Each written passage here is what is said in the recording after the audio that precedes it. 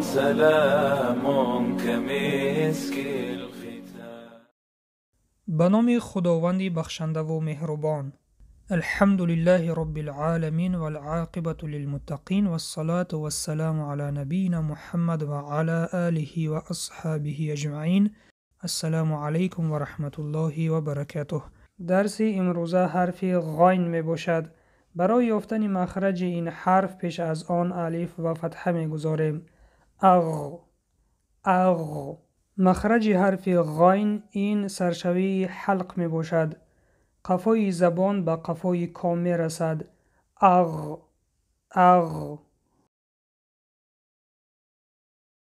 حرف غین از جمله حرف های استعلا می باشد، یعنی غفظ خوانده می شود. با فتحه چنین خوانده می شود: غا.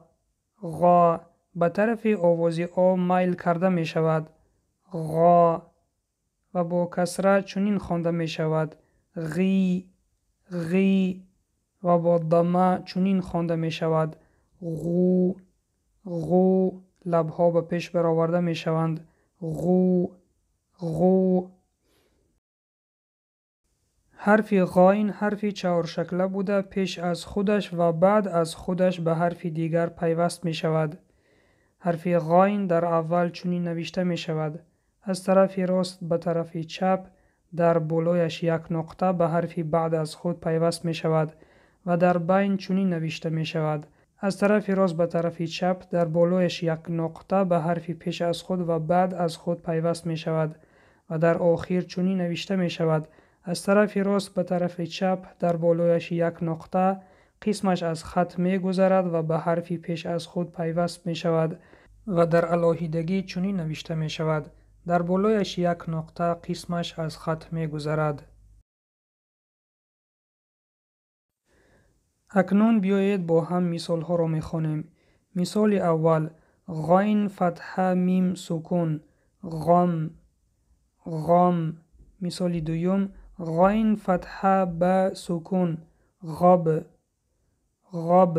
حرف با در اینجا حرف قلقله می باشد، صدا می دهد: غاب.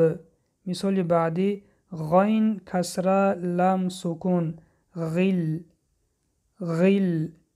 مثال دیگر: غین فتحه یا سکون را ضمه غیرو. مثال دیگر: با فتحه غین سکون لام ضمه بغلو.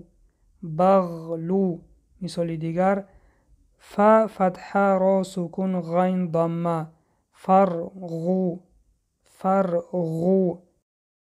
میم فتحه غین سکون را کسره با سکون مغرب. مثال دیگر: الف کسره غین سکون لام کسره با سکون اغلب.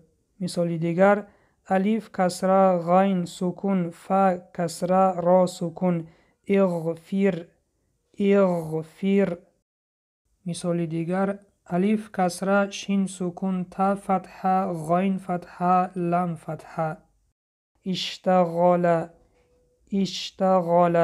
مثال دیگر: الف کسره سین سکون تا فتحه غین سکون ف فتحه را فتحه استغفر. و مثال آخر: یستغفر. بیایید مثال ها را باری دیگر تکرار میکنیم. غم غب غل غیرو بغلو فرغو مغرب اغلب اغفر اشتغل استغفر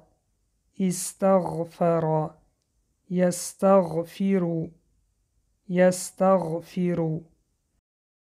این بود پایان درس امروزه. وظیفه خانگی قاعده، شکل‌ها و مثال‌های حرف غین را در دفتر کاری خود بنویسید.